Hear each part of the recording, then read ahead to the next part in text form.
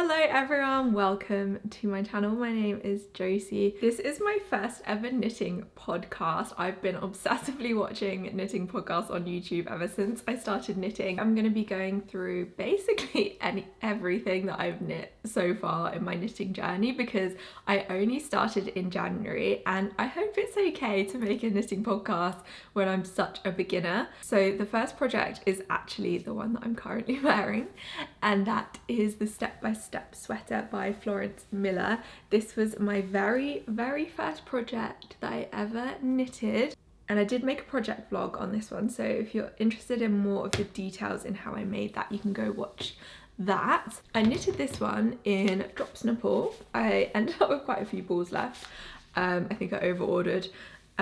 It is a really soft, lovely yarn. It's the one that Florence recommends, and it ended up being quite cheap, which was really nice, especially for my first project, because at the time I didn't know if this was going to be a hobby that I would continue into the long term. So Florence has a few different options on her sweater. One is including German short rows and also including stripes. Because this was my very first sweater, I got scared, and so I didn't do the German short rows and I didn't do the stripes. But I am slightly wishing that I did do the German short rows, just because as I've been wearing it, it has gotten a little bit bunchy around here, and I think if I'd done the German short rows it would probably just lie a little bit flatter and a little bit neater, but I'm trying to ignore that and just embrace it. It is quite, it did block out quite loosely, which is nice. It kind of has stopped it from fully choking me around the neck, but I really want to knit this one again, potentially in a striped version, and next time I would definitely do the German short rows, because I've since done them in some other projects and it honestly wasn't that scary.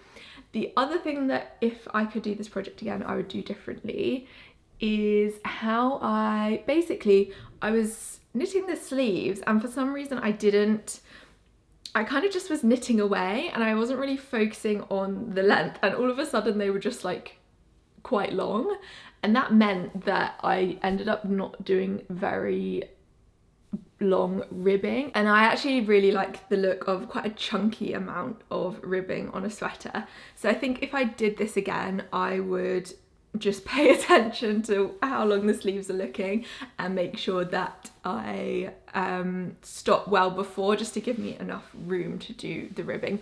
But to be honest, like, they sit kind of at the perfect length for me, like that sort of just above your knuckle is literally perfect. So I'm not too mad about it. I just wish the ribbing was just ever so slightly longer.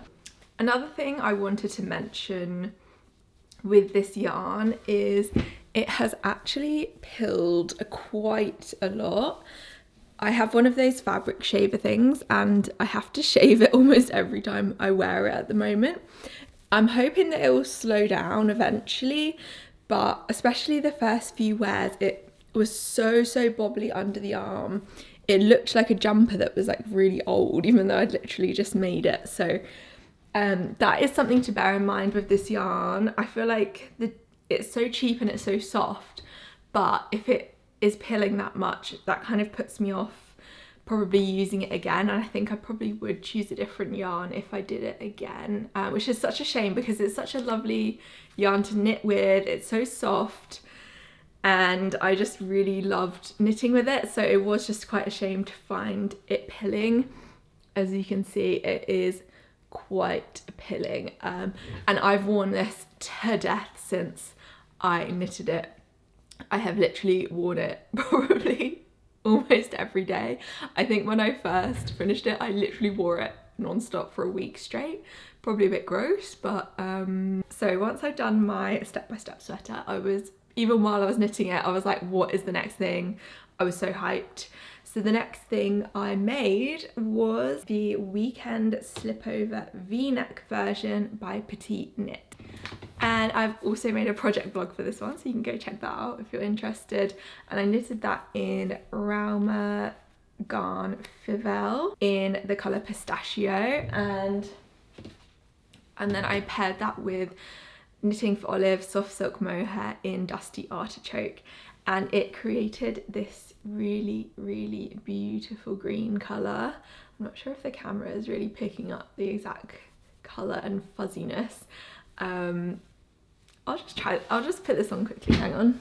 So this is the vest. I am so obsessed with it. I didn't have anything like this in my wardrobe and I just absolutely love it. I have worn it also quite a lot, probably not quite as much as the Step by Step sweater, just because it's been a bit cold and I want my arms to be warm. But I just know that in the spring I'm going to be wearing this so much. And this hasn't pilled at all. I've had no issues with the yarn. It has definitely gotten softer with wear. When I first knitted it, I was worried it was a bit too itchy, but it didn't bother me too much just because it was a vest. So I kind of knew that it would be not on my skin as much. I'd probably be wearing it with something underneath it like this. I was quite intimidated when I started this project. It was a 3 out of 5 difficulty and it was the second thing that I'd ever made. So I think I definitely probably bit off a bit more than I can chew, but I learned German short rows, I learned picking up stitches and kind of like different constructions, because you start with the back panel and then you connect and then you do this side and this side flat, and then eventually you join in the round, and then right at the very end you do the stitches for the ribbing for the neckline, and it has this really nice ribbing detail under the arm as well. I go into this in a lot more detail in my project vlog, so you can go watch that if you're interested. I guess I would just say I would definitely recommend this vest. If you've been like wondering if you'd actually fit a vest into your wardrobe, I would definitely say that it is very flexible because you can wear it with so many different things. Like I wear it quite a lot with long sleeve tops. You can also wear it with t-shirts, and then once it gets a bit warmer you can actually just wear it with nothing. And the V isn't too extreme that I feel like I can personally like feel comfortable wearing this V-neck without anything underneath, because it is quite it's not too much of a like dramatic low V.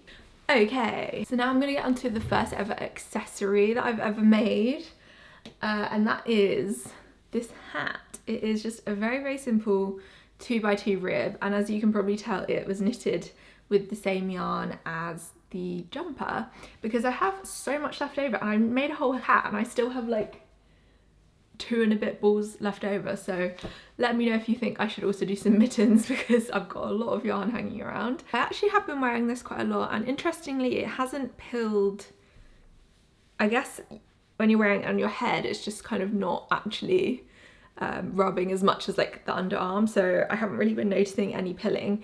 I'm not really much of a hat person, so when I was knitting this I was like, why am I doing this? But it has been really cold, and actually it's just been really nice when I'm taking my dog out in the mornings just to have a little extra protection around the ears. And yeah, I'm learning to embrace the hat wearing. It's definitely not something that comes naturally to me, especially because if you don't know, I lived in Sydney for 7 years and I've only recently moved back to the UK, so there was definitely no need to be wearing a woolly hat when I lived in Sydney. This was a free pattern and I found it by just basically searching the needle sizes that I had and the yarn weight that I had, and I knew I kind of wanted to do like a 2x2 rib because I hadn't done that before, so I just wanted to try that. So I'm kind of realising that Ravelry is really good in that way, that you can just search based on what you have versus having to like hunt down the like new things that you don't already have. So that was a very good realization. I think it's especially useful when it comes to accessories and just little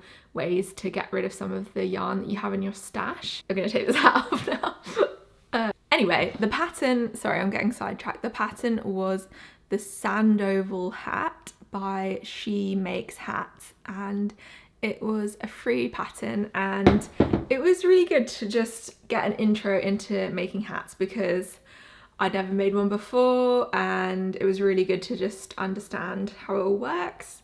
I think there's definitely a few things I could have improved. Like I think I should have knitted it a bit longer, but to be honest I was just getting impatient.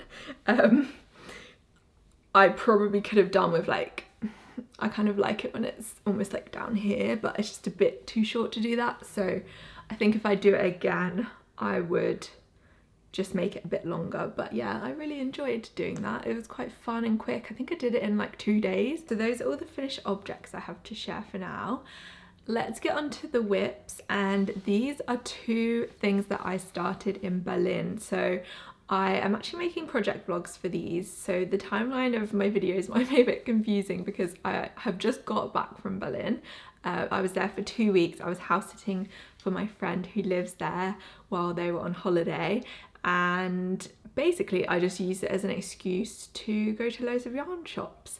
So I have 2 things, and this is the first time I've actually had 2 projects on the go at once, and it has actually been quite nice to just kind of be able to pick and choose between the 2. I don't think I could really do more than 2 at once. I think it would drive me a bit crazy, but I think having 2 is quite nice because at least you can then like pick between the 2.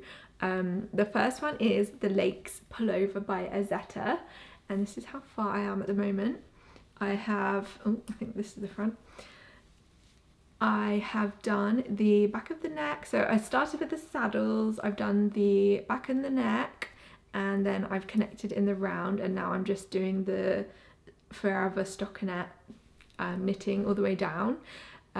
This project has been really good for teaching me about German short rows and just kind of understanding what they can be used for. I think when I was doing this, so this was the first time with this petiteknit vest that I did German short rows, and I didn't quite understand. First of all, I didn't even really know what they were or what they did, and I think I made a few holes and maybe a few mistakes, but with this one I feel like I finally got it, and there's just a really interesting placement of short rows. Like, I don't know if this is unusual or normal because I haven't actually knitted that much, but I found it quite interesting how they she suggests to do some little short rows here, just in front of this saddle, which I would imagine just kind of shapes the front of the neck a little bit, and I just thought that was so cool to have like these little almost like triangle shape here. I mean, you can't see it now that I've knitted it, but I think it will just really improve the overall shape. And then there were short rows at the back as well, so it is a little bit curved at the back, so that was fun. And I'm just loving doing this saddle construction. It's just something a bit different to the raglan, which I did on the step-by-step sweater. So I've now done raglan and started to do saddle. So with this one, I actually used the saddles as my gauge swatch, which I saw someone mention online, which I thought was so smart, because you don't have to waste yarn, and you can just you basically just knit these saddles like separately as a little square. So it was really good to be able to just use that as my gauge swatch. The yarn I chose for this, I went to Yarn Over Berlin on literally the first day that we arrived, and I got this yarn, which is Gilead by Raurum Nature, I think. It is a French brand and it is 100% merino wool, and this wool is so satisfying. Like, it's so bouncy and soft and light and just beautiful, and it's just got a really nice speckly, such a nice grey colour that it's not too it's not just uniform, it's kind of got a real mix of colours going on, which has been creating such a nice colour. And I just feel like this is going to be another one of those super basic sweaters that I'm just going to wear all the time. It's mainly just stockinette, so I've been knitting on that while I've been watching TV, and I'm starting to get to the point, not to brag, but I'm starting to get to the point where I can kind of knit without looking. So that's been really good, because now I can knit while I'm watching TV and I can actually see what's going on the screen rather than just listening to it. So that has been very exciting, and I'll give you more of an update on that once I've finished it. Now, the next thing I have to share is probably the funnest, well, definitely the funnest thing I've done. Look at this. So this is Kika Vikika, or Kika, or Veronika Lindberg, whatever you want to call her. This is her Daydreamer's cardigan, and I'm knitting it in this crazy pink coral colour. I went to another yarn shop to get this yarn. So basically what I'm doing is Lana Gross's Cool Wool paired with Rico Fashion Mohair Chunky. Now these aren't yarns that I'd really heard much about online, but it was just the colour that spoke to me because I wanted to make a really bright, well, not neon, but getting close to neon salmony pink sweater. I just had this colour in my head for quite a while. I actually, when I was in Berlin, I saw a girl wearing a cardigan in this colour, and it's just, I just don't think the camera actually is picking up, like, it's not as orange as it's looking in the camera, and it's a lot more pinky, but together they make this really nice salmony colour. So this cardigan is done in half fisherman's rib, which is very exciting for me because this is the first project I've done that is not just stockinette. So I've been really loving learning this new technique. And even though it is very, very fluffy, I feel like you can still quite clearly see the stitches, and I just love how it looks. I am slightly concerned that this is too small for me.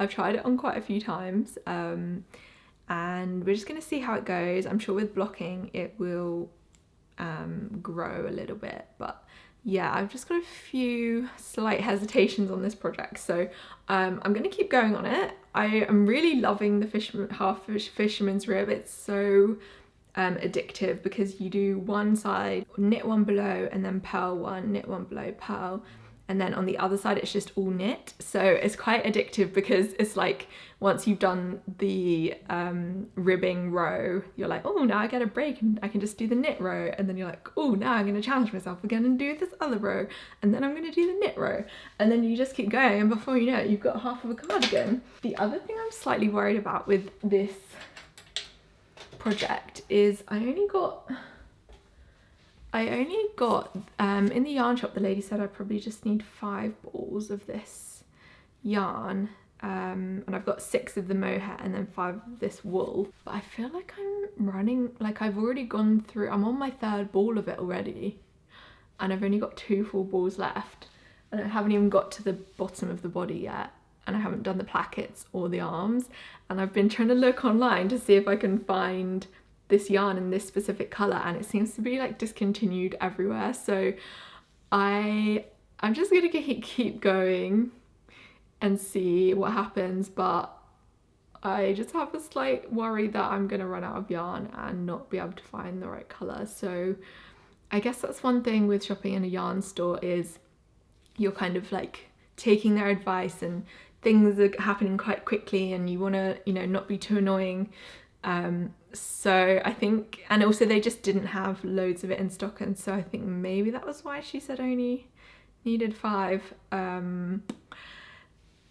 So yeah, I've been trying to look on the internet for this yarn to see if it exists anywhere, and I really can't find it. I found it on one website in Denmark, but they only ship to like Germany and Denmark and not to the UK, so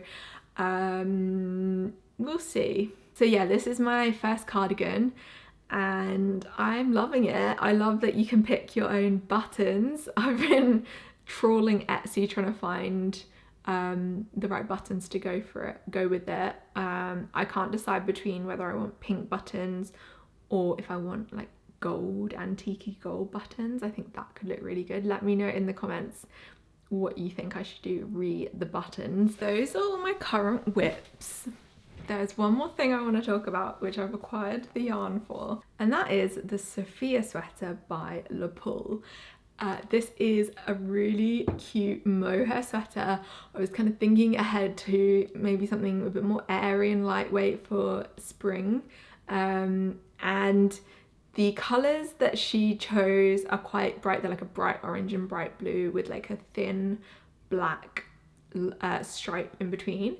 It's such a cute striped little sweater, and it has this really interesting shoulder detail on it. So I've actually picked these colours for it. So the black is just going to be a small little stripe, and it'll be mainly these 2 blues.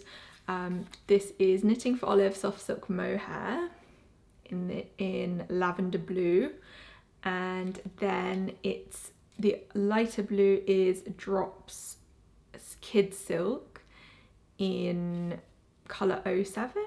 I spent so long trying to get colours, and I ideally would prefer to have them all from the same brand just so that I could make sure there was no problems with gauge or anything, but I just couldn't find a blue that was like this kind of lavendery blue anywhere else. I have knitted a gauge swatch. Where is it? I've knitted a gauge swatch for this one. It looks so cute. I will say, knitting with black mohair is an absolute nightmare. I could not see what was happening. I felt like I was losing my eyesight as I was trying to like look, especially when I was knitting, you know, in the evening. I was like putting as many lamp shades as I could onto it to try and understand what was happening. But luckily in the design, the black is a very thin part of it, so I think it's only like 2 rows is black, so I think I can put up with it. If it was, I would never ever knit, I've now learned that I would never ever knit a all over black mohair because that is an absolute nightmare. But I think I can just about put up with it for this stripes, and I'm loving how the colours are looking together, and I'm really excited. This is kind of my next project that I'm going to be doing probably once I finish these other 2, because I cannot have 3, it's just too much, I can't do it. I just feel like my time is being stretched, and you know, I really want to wear all these things, so I want to like prioritize certain ones and to make sure that I actually get things finished. But yeah, this one is next on my queue. It seems like quite a simple construction, so I think I'll be okay. The only thing that's slightly different is just that little interesting shoulder part, but I think it's just almost like a folded collar type thing, but just around the armhole. I do love wearing stripes. I don't wear them as often as I would like, and I kind of see them as a bit of a neutral, especially when it's like in a colour like this. It's not too anything dramatic.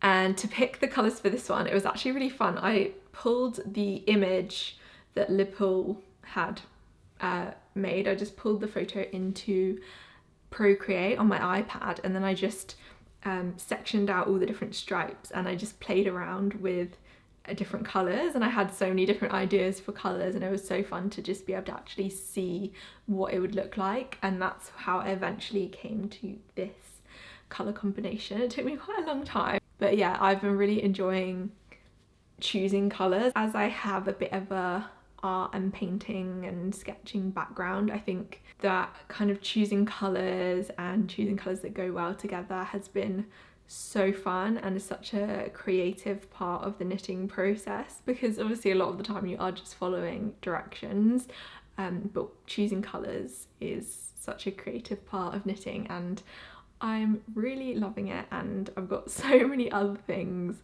that I want to knit. I have so many things in my favourites. I'm just going to pace myself for now because, you know, it is a slow hobby, and I'm trying to, you know, just be okay with that and kind of embrace that. I think a lot of the time there's so much pressure with hobbies to be producing so much and doing so much, and I think sometimes just being forced to slow down, as knitting does, because you can't really knit things too quickly. I mean, you can try. I mean, I did actually knit this in like 2 weeks, but I think that was maybe beginner's luck or just beginner's excitement. That is all I have to share with you today. Thank you so much for watching, especially if you have hung around to the end. I really appreciate it.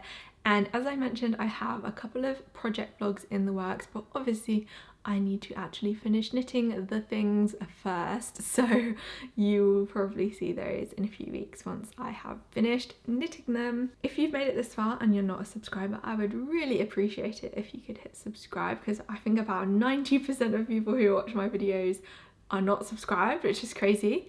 I would love to get up to 10k at some point, so hit subscribe if you haven't already, and I will see you in the next video. Bye!